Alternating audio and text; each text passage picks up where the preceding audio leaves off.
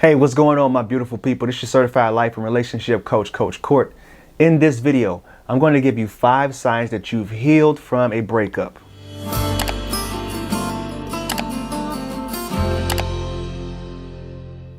Thank you for sticking around. If this is your first time viewing me, do me a favor and subscribe to the channel by clicking that subscribe button and ringing that bell so you're notified for the newest content. Before I get into the content, if you want my help personally, reach out to me on my website and book an email consult or a one-on-one session. Thank you guys. In today's video, I'm going to give you 5 signs that you have healed from a breakup.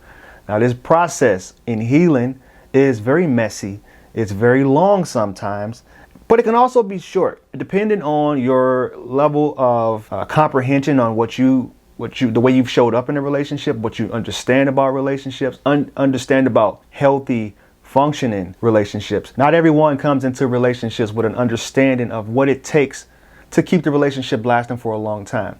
So when you're going through a breakup, the person who was willing to make it work the most, the one who was more invested, they're usually are the ones that are struggling the most after it's done. So I'm going to give you 5 ways to tell that you're turning a corner and you're starting to heal from this person. With these 5 signs though, I'm not going to put them in order, but I can tell you that the very last sign is going to be the one that's going to be the biggest. So make sure that you stick around in this video to check that one out. The very first one is you stop blaming yourself. The very first thing people do when they're going through a breakup, let's say that they're getting gaslit by the person is telling them everything that they've done wrong. They've taken no accountability for the things that they've done. So naturally what a person does is they take the brunt of all the problems that were going on in a relationship. If you guys aren't familiar with the 5 stages of grieving, there are 5 stages you go through, and these aren't in particular order either. There's denial, there's anger, there's bargaining, there's depression, and then there's finally that acceptance state. And sometimes you go between all of those stages within one day. So when a person is struggling after the breakup, they tend to take all the accountability for the breakup happening. But when you get yourself to a healed state, you start to reflect on what that person did. You start to reflect on some of the stories that they were saying, some of the ways that they were showing up, and you realize that it takes 2 to tango. It takes 2 people in a relationship. This isn't a one-sided deal. You know, you've had some issues, you've made some mistakes, and so did they. So when you get to that point in your healing, where you finally feel like, all right, I'm starting to eat a little bit better. I'm starting to sleep better at night. That's when you realize that it wasn't all of me. If this person wanted to make this thing work, they would have, not only bring these things to the table before they just broke it off, but they would have also tried to help make me a better person like I was trying to make them. Because if I had an issue, I'm going to be speaking to you about it just so you can become the best person and the best version that you can be in a relationship. The second thing is you can date again. Now, like I said, this isn't in any particular order. I talk to many clients that can't even fathom talking to someone else. They can't think about somebody being close to them, somebody sharing holidays with them, somebody being introduced to their kids, walking their dog, any of that. It's just out of the question. So when you're able to date again, I know some people do it in an unhealthy way where they sign right up. That's why I kind of tell people to steer clear of dating apps, because there's a lot of people on dating apps that aren't healed. They're not at the state in their healing process where they can actually be present and not do comparisons and not feel as if they're trying to fill in a void. So when you get yourself to the state where you can date again, you can see people objectively, see their positives, and not be so leery and have your walls up about the negatives that your ex had, then that's when you know that you're starting to turn a corner as well. The third way that you know is you're not easily triggered anymore. You can ride past the restaurant, you can ride past the coffee shop, you can even get a message from your ex and you won't be triggered.